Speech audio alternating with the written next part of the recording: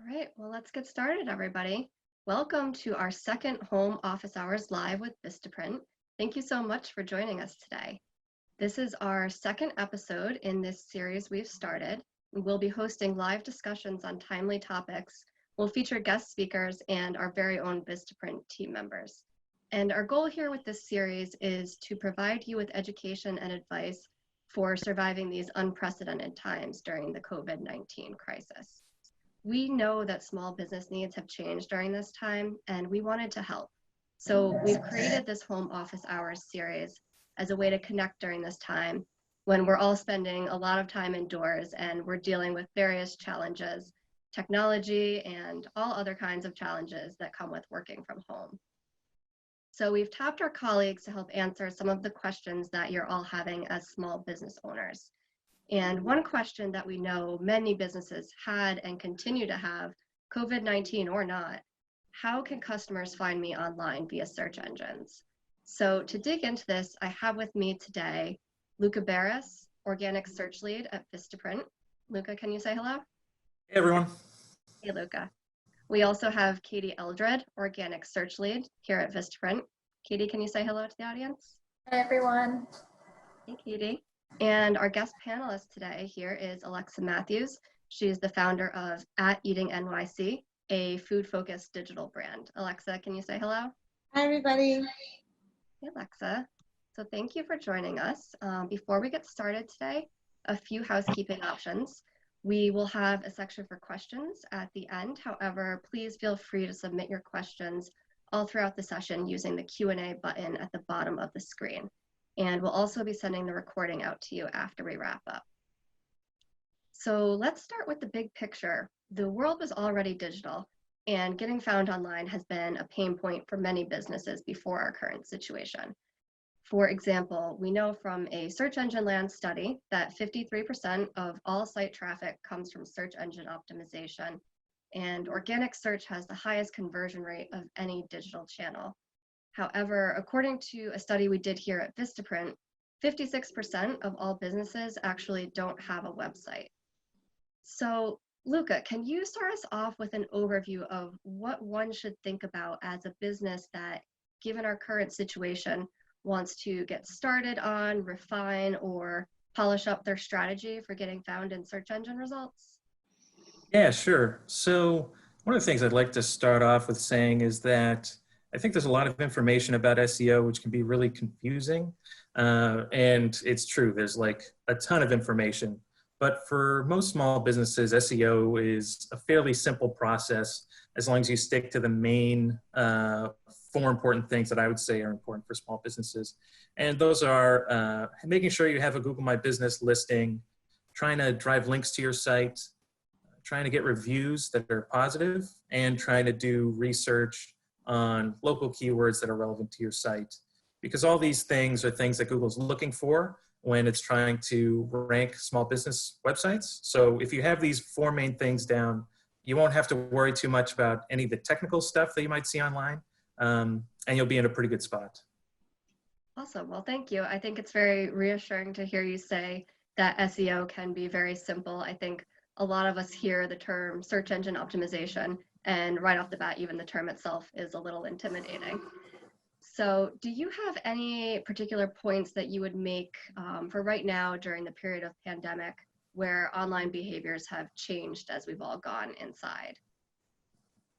Yeah, so I would say it's different for every website for sure, but for the most part, it's important not to do anything drastic like taking down your website. You definitely don't want to do that because if you take down your site or a lot of pages on your site, Google won't be able to find them during this time period, and you'll probably lose rankings. That'll be difficult to get back. So that's something you want to avoid.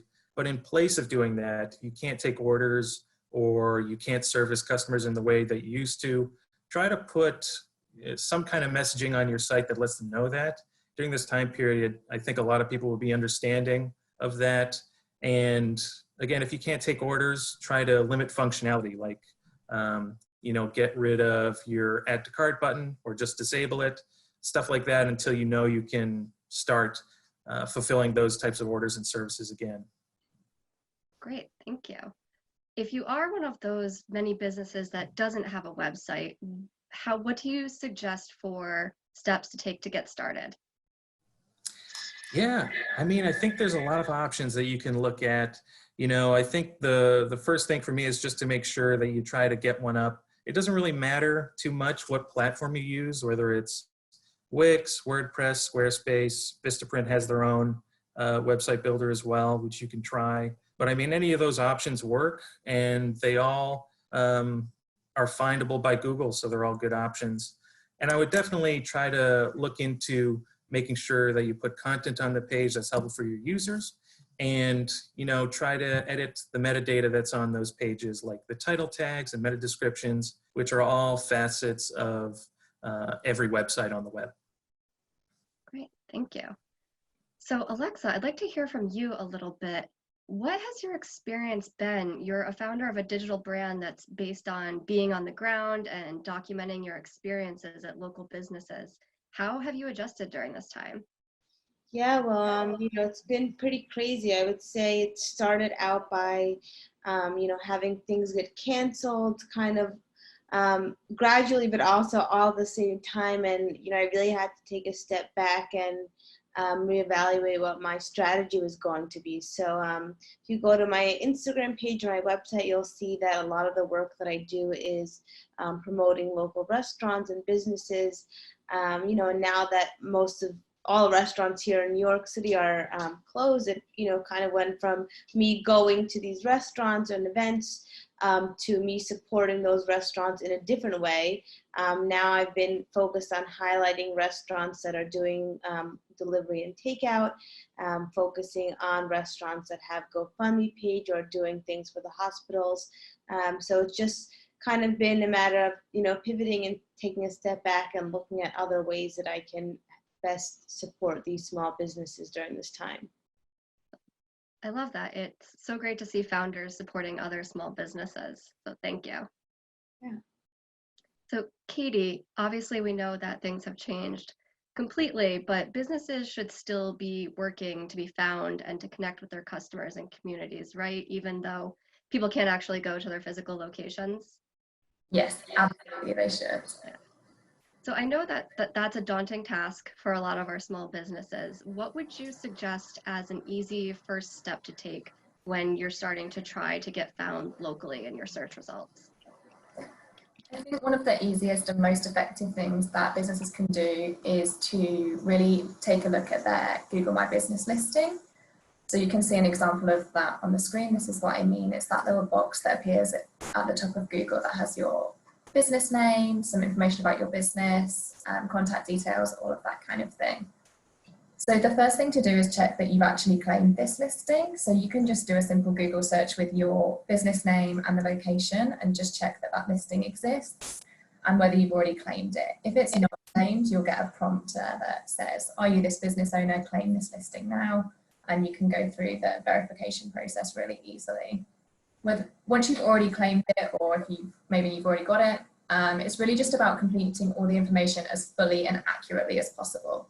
So obviously adding in your business name, your opening hours, what your business does, really using all the features that are available to you. It's really important to include your address on there, especially for local search, as this is what means you will be discovered in maps too. So when you perform a search on Google and you see that map appear first, that information is pulled from your Google My Business listing. So it's really important to have everything filled in as accurately and fully as possible. Well, that seems relatively simple. Thank you, Katie. Alexa, can you tell us a little bit about how you as a blogger and a content creator go about trying to make sure that you come up in local searches? For sure. So my knowledge of SEO is pretty basic overall. So for me, it's been really about making sure I'm plugging in keywords to my blog posts. So things like NYC local delivery, support small business NYC, near me, just using those keywords that I think are going to be really relevant to my audience and help out people who are searching for ways to support restaurants here in New York. Awesome. I think that's a great start. And I think we have the exact right people here on this panel to help you level up that strategy. Katie, can you help Alexa and our audience with some things that small businesses can do in addition to help themselves get found via local search? Sure, so a great tactic. It's great to include local keywords in your website. So things like city names, town names, even relevant street names are really important in giving Google more context about where you operate and where you're based. And that really helps you when it comes to these local searches. For example, pizza restaurant near me, that's the kind of search that you want your restaurant to appear at. So it's great to include those local names in your website. You can take that one step further by doing keyword research. So there's plenty of tools out there that help you with this. So those tools will give you an idea of how many people are searching for different terms, and you can incorporate those terms on your website. Some of those are paid, some of those are free. You can kind of find which one works for you. If you don't have access to a keyword tool though, you can even use the autocomplete bar in Google. So you could put something, for example, bicycle repair Cambridge, and you could see what Google suggests the autocomplete as. And they're a really great start as well for good keywords to use on your website. Thank you. So we also mentioned earlier that reviews are a really great way to improve local search. Can you tell us a little bit more about how someone could use reviews to help their business come up in search results? Sure. So reviews are a great way to boost business, not just from SEO in general. I think most people are more likely to use a business if they've read a great review. So it's a really good strategy, not only for SEO, but also for your business in general. This has also been confirmed by Google that it is something that it takes into account when it comes to visibility in the search results. So having a lot of really good quality, high star rating reviews is really important and will really give you a boost. The great thing about reviews is that people are using their own language to describe your business and what you do, which is really the right kind of language that resonates with your audience. So it's really, really valuable content and will definitely give you a boost. So I think now is a great time to reach out to your customers and say, hey, I know that this is happening and we're all stuck indoors, but I would really appreciate a review. I think now is the time where people are really looking for ways to support businesses, and I think that's a really nice way to do it. One thing I would also say is if you do have negative reviews, or in the past if you've had a negative review or if you receive one, don't worry, it happens. It's not the end of the world. The most important thing is just responding to that review in a really friendly and respectful way. That also really builds trust with your business and shows exactly the type of business you are. So it's definitely not a bad thing, and you just respond to that in a really respectful way. Yeah, honestly, I can't agree more about the importance of reviews. I know that's one of the very first things that I personally, as a consumer, look for when I'm searching online. And a lot of times I'll even type in the name of the business along with reviews as my search term and just go right there to start looking at those. So I know those are really critical. So let's talk a little bit about link earning now. I think this is an area that a lot of people know is important, but they don't know where to start. So Katie, how can a business owner get started earning links? Yeah, so link earning is important because each time you get a link, it's like a vote of confidence from another website for your website. So it's showing Google that you're an authoritative source about something, that other websites trust your website enough to link to you. So that's why it's important, and it really helps boost you in terms of SEO. I think when we talk about this on a local level, it's also really important to remember how important a sense of community is. So if you're a local business, like really being an active part of your local community is really another way that you can boost your authority. You'll naturally earn links and lots of mentions by doing kind of local neighborhood activities. And it also gives your web presence just more of a local feel. It's more context for Google about where you're based and what you're involved with. In terms of getting backlinks at this time, I think one thing that could be a great idea is there's lots of local press outlets or media sites that are doing roundups about what small businesses are doing, especially local ones. So what are our local businesses doing in response to this crisis that we find ourselves in? So it's definitely worth reaching out to your local media outlet or the local press to just let them know if you've got an especially creative response to this crisis, let them know about it. You never know. It's obviously not guaranteed that they will feature you, but you might be featured in an article and you might get a great backlink to your site from a really high authority source.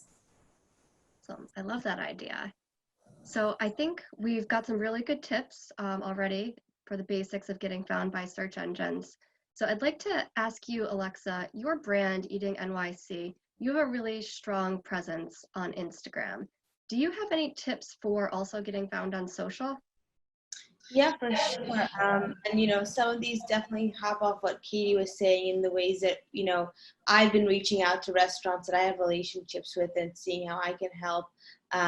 There's so many small things you can do, even just with, for example, your Instagram stories. Last week, Instagram came out with a stay home sticker, and they were bumping every person that used that sticker to the beginning of their stories, and that was really boosting impressions a lot. So if I was posting anything, that I thought was really relevant to the stay home sticker, promoting specific restaurants, petitions, or things like that, I really saw a boost in engagement. So that was a really great way to increase impressions.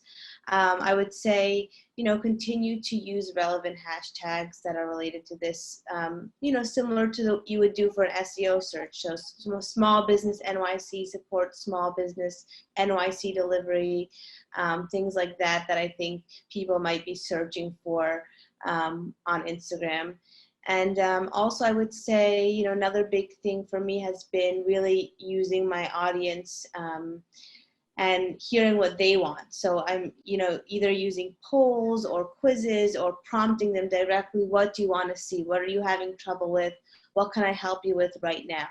And, it's been, of course I can always guess, but why do that when I have this engaged audience who can tell me exactly what it is that they're wanting to see right now? And I think by doing that, the results really are twofold, because now they feel even more invested in the content that I'm sharing, because that's what they've selected to kind of be a part of. So, yeah. Absolutely. I think it's so important to ask your audience for feedback and to act on that. From a standpoint of someone who is creating content that you want found online, what would you tell some of the other people out there right now who are running their own brands and businesses?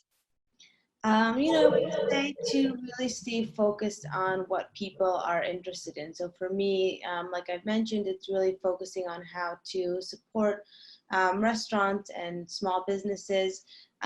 It's also been a lot more about home cooking. So I've taken approaches of, creating popular NYC restaurant dishes at home, doing more Instagram live videos, doing some workouts, kind of sharing with people what I think or what they've told me that they're interested in seeing. But I do think it's really important in the midst of all this to be extra sensitive and kind of keep that lens on, because I have been seeing that there are, people are feeling very critical, and there are a lot of different emotions that everyone is feeling every day right now, more than ever. So I think, even something as simple as promoting delivery, there's some people who feel that that's not safe, or they're not really, supportive of that. So I think even something as simple as that, just being aware that we're in a time where not everyone is going to be agreeing or seeing things the same way. And just, thinking of that as you post, and, be willing to explain your perspective and what you're trying to do, I think really goes a long way in that. And it's ultimately a fine line, I think, overall, as we're all navigating this path, is balancing the, how we're trying to go on with business as usual and take our next steps in moving forward with our business, but also being sensitive at the same time. And I think we're kind of always trying to find where that balance is. And I think keeping that in mind is really important. Absolutely. It's so important to be sensitive right now. So I appreciate that topic from you. So lastly, Katie and Luca, I know there is a ton of content out there on the web. Can you tackle some of the misconceptions that business owners might have when it comes to SEO? Sure. So I'll mention is link buying. So you'll find a lot of people online that are willing to buy links, or that are promoting link buying for you. Please don't do it. It's not a good SEO tip. Bought links are not valuable, and you're much more likely to be penalized than Google actually boosting your search results performance for those. Yeah, and I want to jump in for these other two, which is one thing that I hear a lot or ask a lot of questions about is whether paying for Google Ads will help with your SEO rankings. And the truth of the matter is that it won't. And it's pretty easy to test this. I mean, if you wanted to check your rankings now, buy ads, and then check your rankings again, you probably wouldn't see any difference. So that one's pretty false. Not to say that paying for paid ads is a bad thing. It certainly can be a useful strategy if you want to improve paid traffic to your site, but it shouldn't affect your SEO strategy or traffic at all. And the second one is related to word count, whether word count has any effect on the rankings of your site. And this is another one where that just doesn't seem to be the case. And in a sense, you could say it does. And I'll give this as a simple example. If you had a website with one word on your page versus a website with, 1,000 words, the one with 1,000 words will probably rank better, but that's only because there's not any context to the one with one word, right? So it's really a balancing act of, does the page that you created answer the question at hand? And if it does, then it has a much better chance of ranking regardless of the word count of the page. Well, thank you guys for debunking those for us. I think, as I said, there's a lot of misinformation out there, so it's helpful to hear myth versus truth. So thank you guys for all of those great insights, and I hope they've been very helpful to our audience. I would love to turn it over now to our audience for questions. I know we've had a few come in already, so I can start us off with some of the questions that have already been submitted, but please feel free to keep adding your questions along the way. Again, you can use the Q&A button down at the bottom of your screen to do that. So one of our first questions here is, I don't currently have a website, and how should I build one so that I can get SEO traffic? And then once it is built, what are some steps that I can take to actually optimize it? I only have about 2 hours a week for this, so what's the best way for me to spend my time? Luca, could you take I can take this one. Yeah, I'll take this one.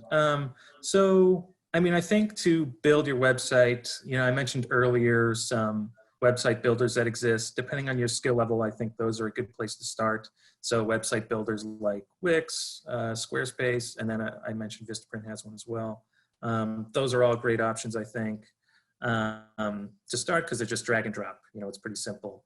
And in terms of like what stuff you can do with the site, I would just try to put content on your site that's relevant and, do things that, some of the things that Katie mentioned, like some local keyword research, and try to put content on the page that tries to target those terms a little bit. So Google figures out, oh, okay, this website is in, Boston, Massachusetts, and they serve, an Italian restaurant type of deal.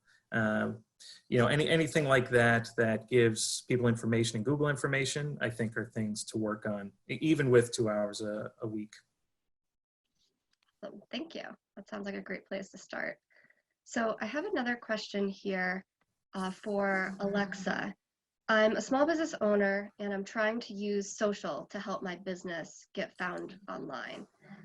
What social platform do you recommend that I focus on? I would say I think Instagram right now is definitely where the most eyeballs are at. Of course, it depends on what the business is specifically, but I would say, any consumer packaged good, retail,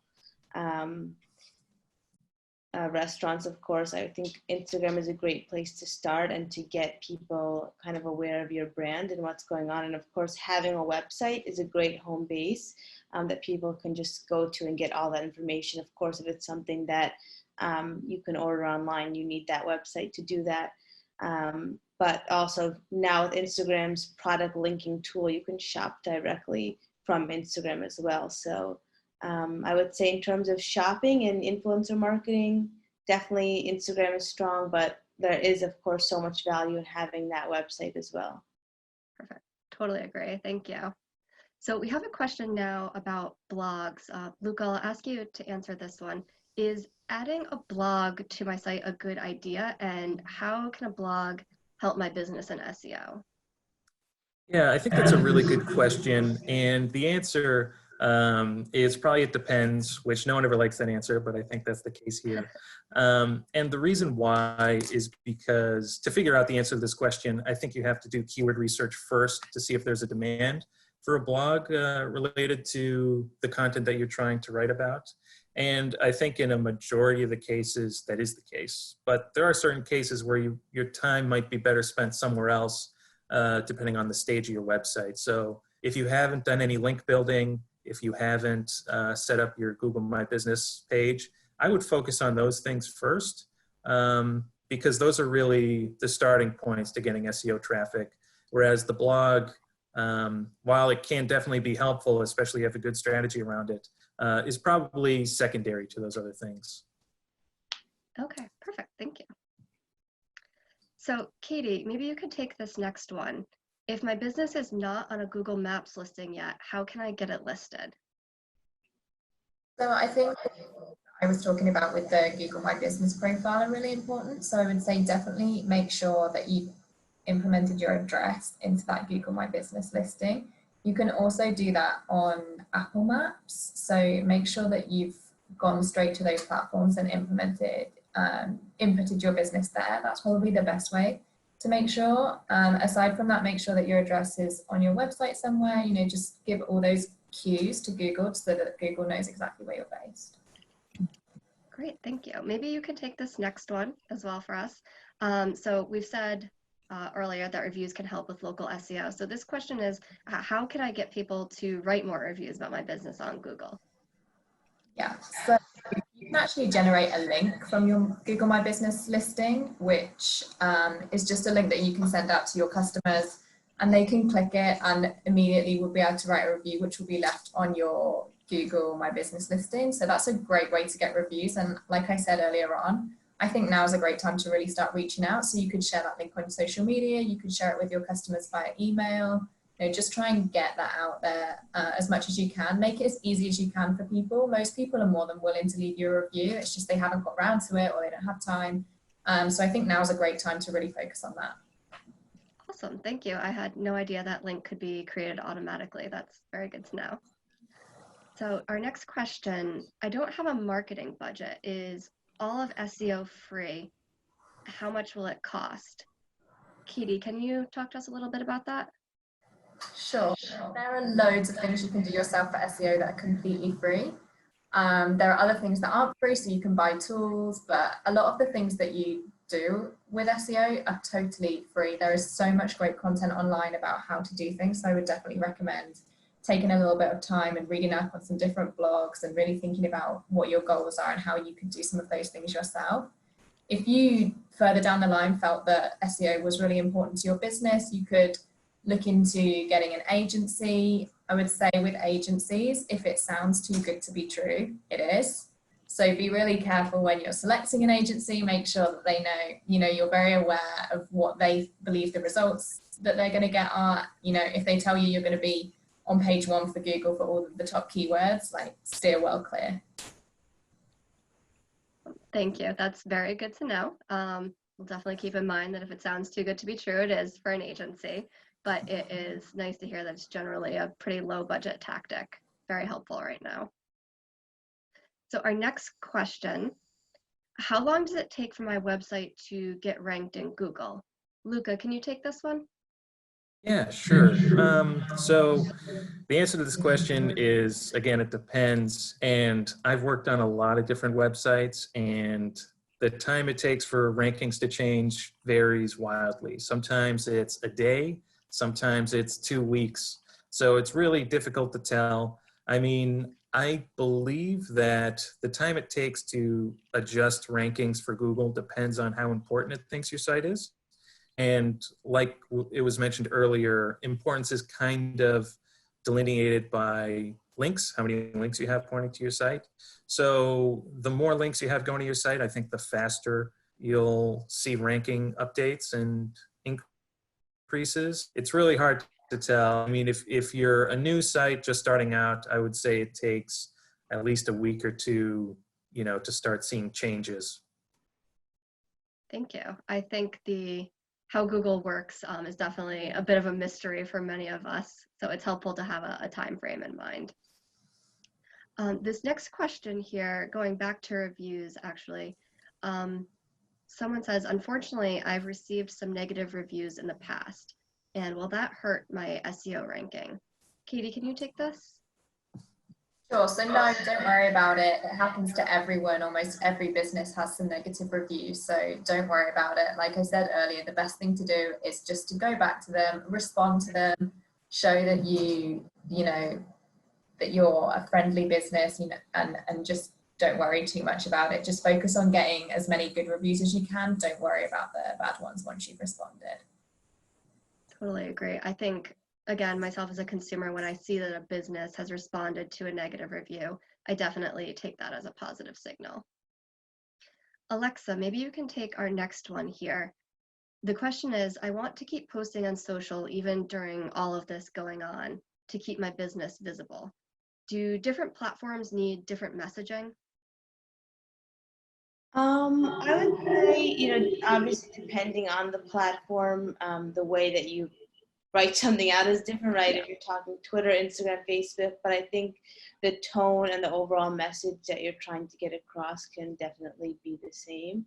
I think, again, it just has to be sensitive to what's going on. If you're, promoting loungewear, you're mentioning that you're in quarantine and this is great for being at home. I think just keeping sure that you're keeping everything on brand with what's currently going on. So, I'm sure a lot of brands had social media calendars, amongst several other things that they had to reevaluate at this time. So I think as long as that messaging continues to be consistent and relevant, it's pretty much fair game. Perfect, thank you. So our next question, a friend of mine mentioned to me that SEO requires website coding.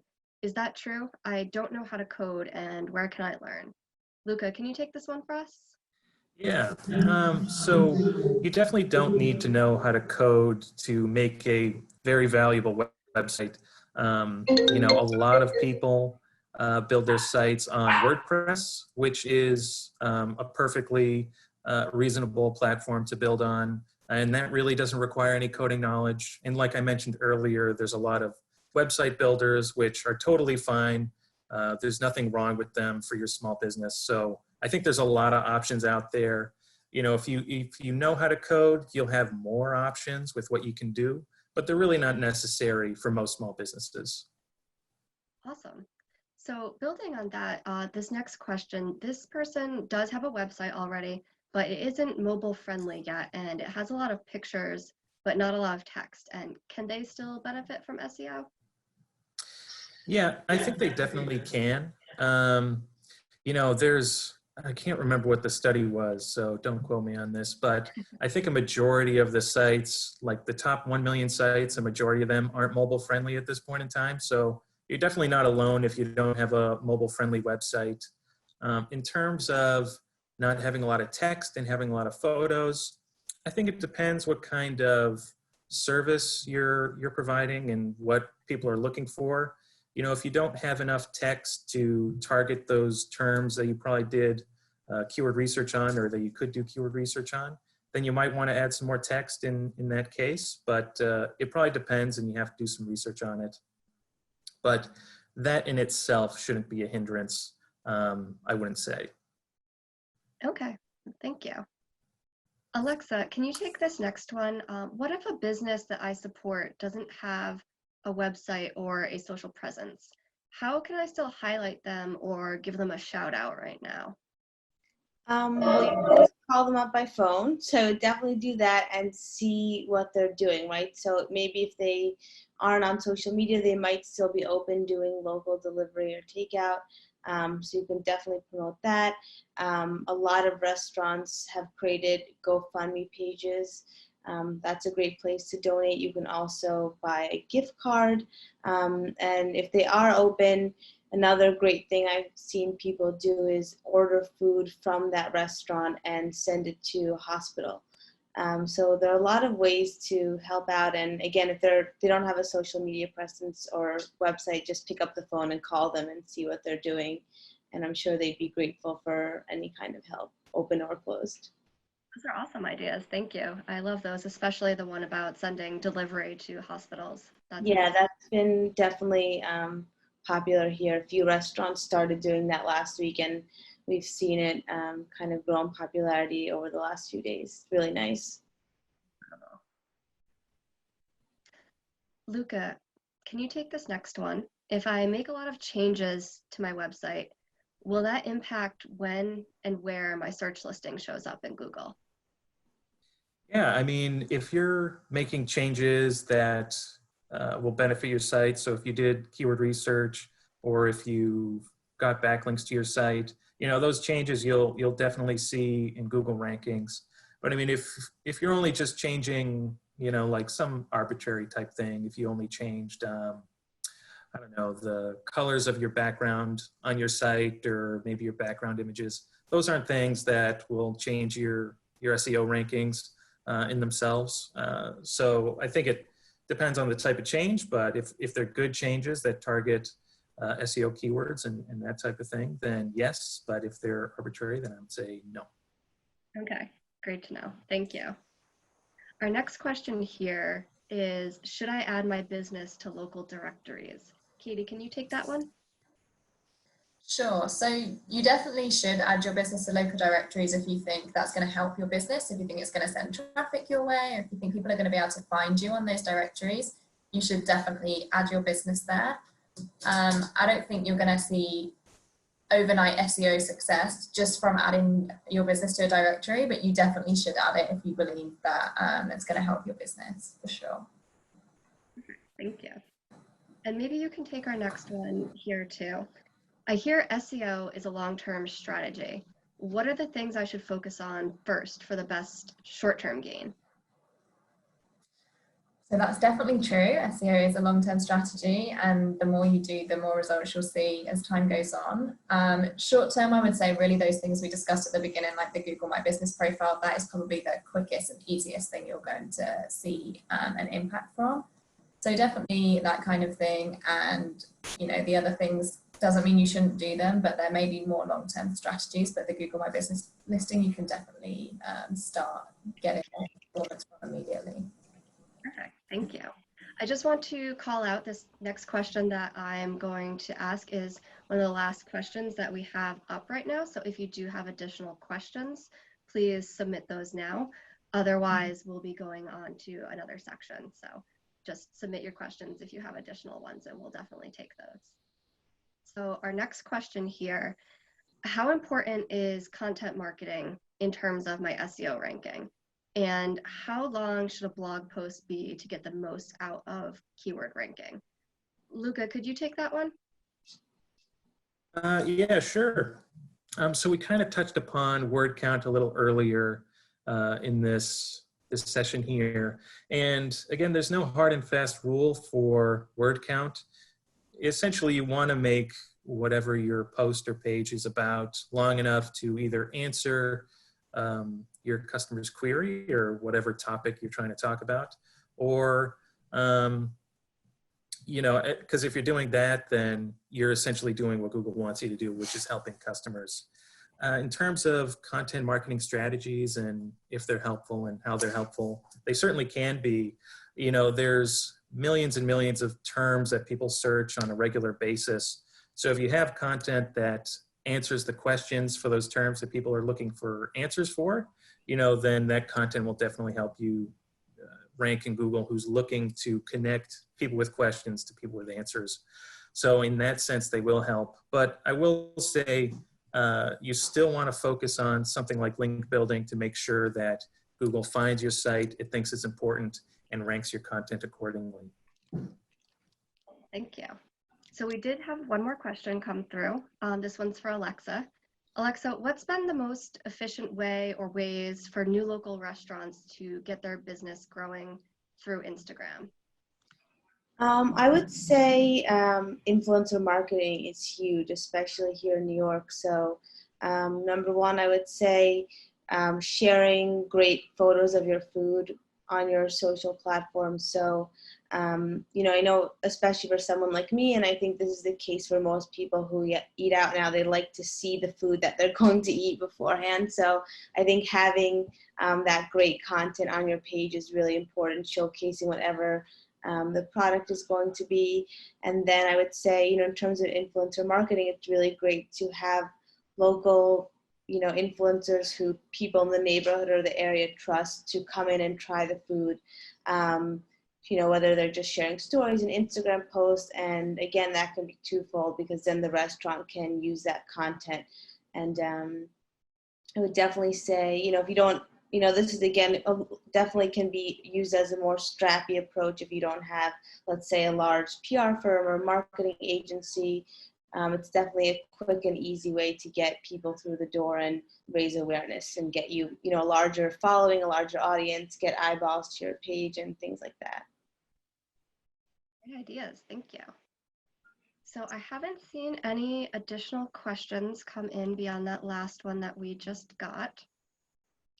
So we're going to close this one out.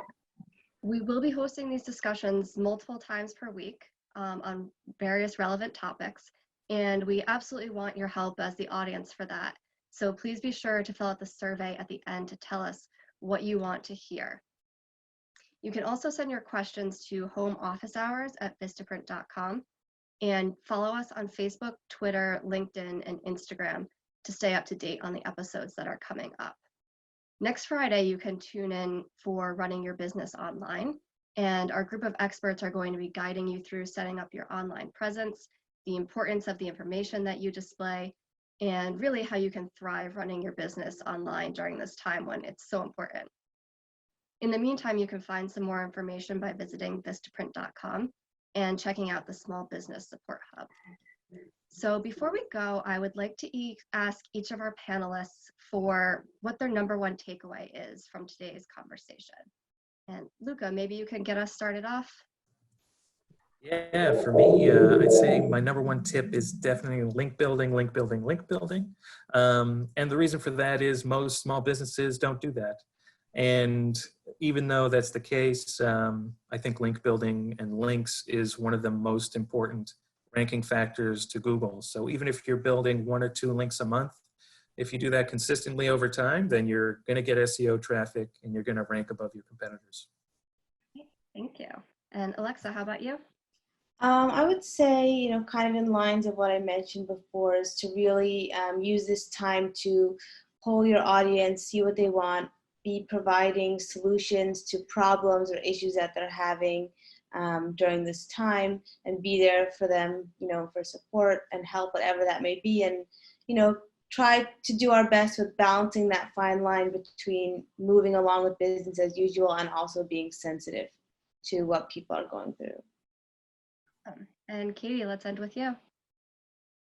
So for me, it's really the Google My Business listing. So make sure you claimed your listing, you filled it out as much as you can, you're using all the features available to you. There's been so many changes with the way Google displays results in the last few years, and your Google My Business listing is really the best way to take advantage of that. So that's mine.